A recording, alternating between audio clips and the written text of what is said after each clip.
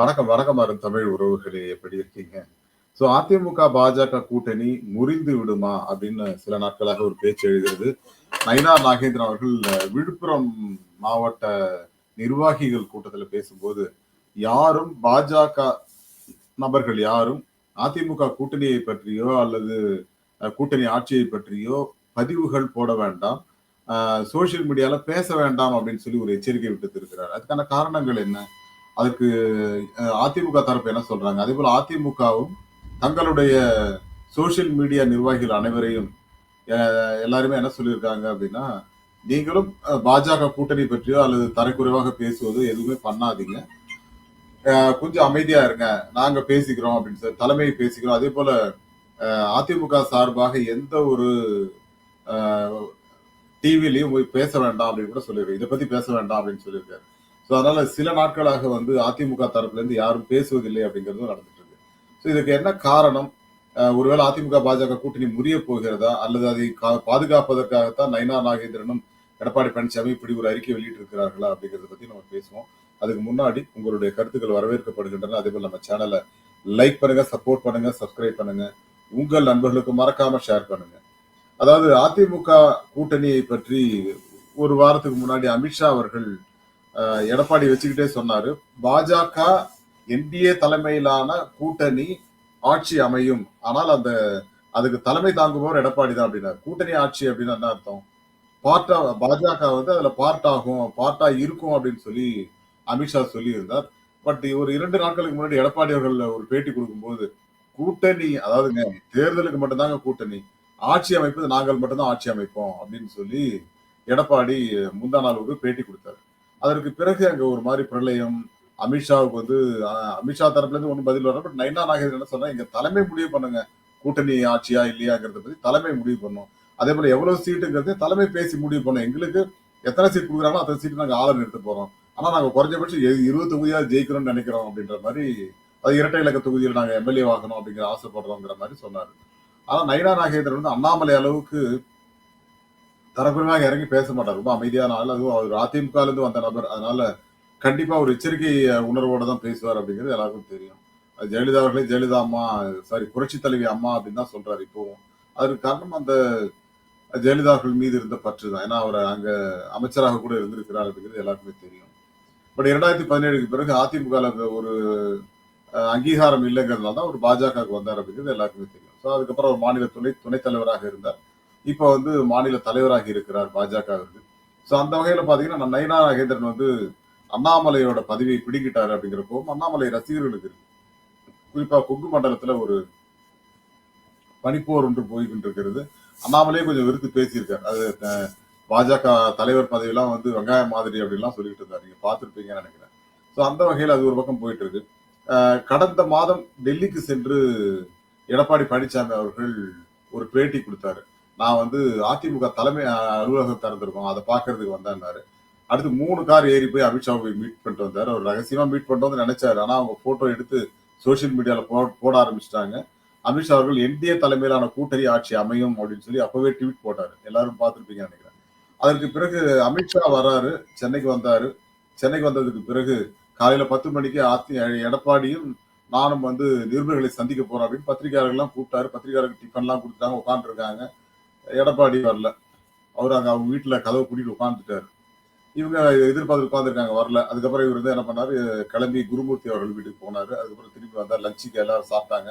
திரும்ப வந்து தமிழிசை அவர்கள் வீட்டுக்கு போனாரு. வந்துட்டு 3 மணி ஆச்சு, 4 மணி ஆச்சு. அப்புறம் ஏதோ ஒரு ப்ரெஷர்ல 5 மணிக்கு தான் எடப்பாடி அவர்கள் அமித்ஷா அவர்களை சந்திக்க வந்தார். அங்கதான் அந்த பேட்டி எல்லாம் கொடுத்தாங்க, பார்த்திருப்பீங்க. அவருக்கு நாங்க வந்து கூட்டணி ஆட்சி தான் அமைக்க போறோம், அதுல வந்து பாஜகவும் அங்கம் வகிக்கும், அது வந்து எடப்பாடி அவர்கள் தலைமையில தான், எடப்பாடிஜி தலைமையில தான் அப்படின்லாம் ரொம்ப தெளிவாக வந்து அமித்ஷா அவர்கள் சொன்னாலும் அப்போ வந்து அமைதியா இருந்தார் எடப்பாடி அவர்கள். அவருக்கு எந்த எதிர்ப்பும் தெரியல. கூட தானே இருந்தீங்க.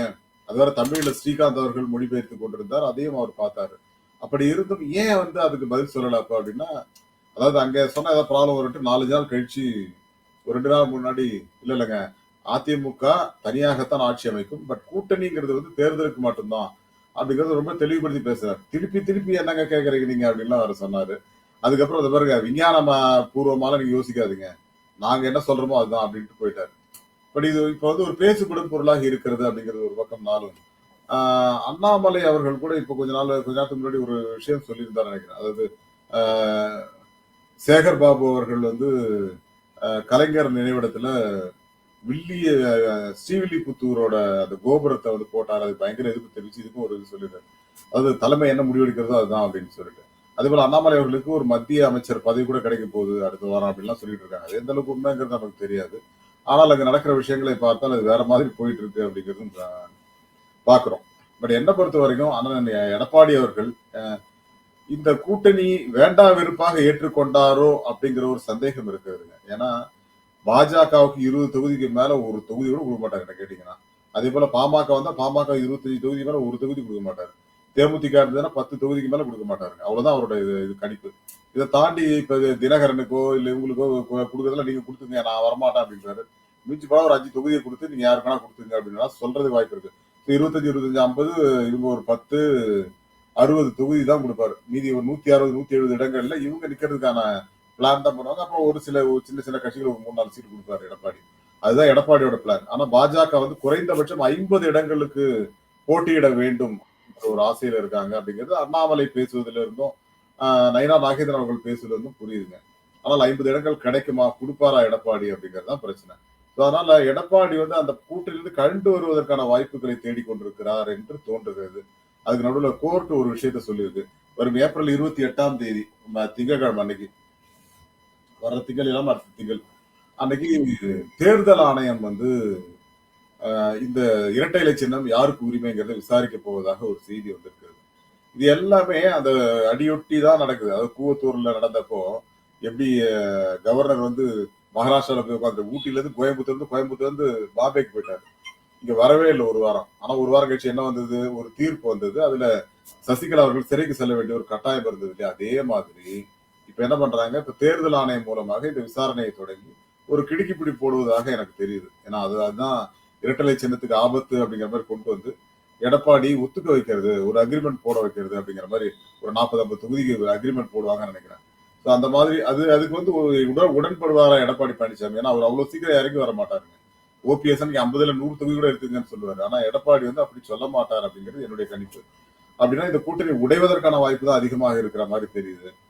பொறுத்திருந்து பார்ப்போம். அண்ணன் எடப்பாடி அவர்கள் எப்பொழுதுமே தன்னுடைய கட்சி கட்டுப்பாடு அப்படிங்கறது மீறி விட்டு கொடுத்தாரு அப்படின்னா அந்த கட்சி அதோட முடிஞ்சு போச்சுன்னா அர்த்தம். கூட்டணி ஆட்சியாக வந்தாலும் அதிமுகவுடைய வளர்ச்சி அப்படிங்கிறது வந்து தடைபடும் நிச்சயமாக. நீங்க கூட்டணி ஆட்சி அப்படின்னு சொல்லி ஒத்துக்கிட்ட ஒரு தேர்தலில் நின்னாருன்னா கண்டிப்பா அதிமுக கூட்டணிக்கு ஓட்டு போடுறதை மக்கள் தவிர்ப்பார்கள். கூட்டணி ஆட்சிலாம் வேண்டாம் எங்களுக்கு அப்படின்னு திமுக வாக்களிக்கிறதுக்கான வாய்ப்பு அதிகமா இருக்கு. அதே போல விஜய்க்கும் வாக்குகள் அதிகமா போக வாய்ப்பு இருக்கு. விஜயோட யார் யார் கூட்டணி போக போறாங்க அப்படிங்கிறதும் ஒரு பேச்சு அடிபட்டு கொண்டிருக்கிறது. இதெல்லாம் வைத்து பார்க்கும்போது அதிமுக பாஜக கூட்டணி இறுதி பெறாத வரைக்கும் அந்த கூட்டணி மீதான நம்பகத்தன்மை அப்படிங்கிறது அப்படியே தான் இருக்கும். ஏன்னா நம்பி மோசம் போனது நிறைய முறை. ஏன்னா 2024 எடப்பாடி பழனிசாமி அவர்கள் இவரு நரேந்திர மோடி பக்கத்துல உட்கார்ந்தாரு. அதாவது மிகப்பெரிய கட்சி அப்படின்னு எடப்பாடியை தான் சொன்னார் அன்னைக்கு. ஆனா அடுத்த ஒரு ஓரிரு வாரங்கள்ல அவர் அந்த கூட்டணி விட்டு வெளில வந்துட்டாரு. அது மாதிரி எப்ப வெளியில வருவாரு அப்படின்றது தெரியாது. ஏன்னா எடப்பாடி பழனிசாமி பொறுத்த வரைக்கும் எப்போனாலும் முடிவு பண்ணுவாரு அப்படிங்கிறதுதான்.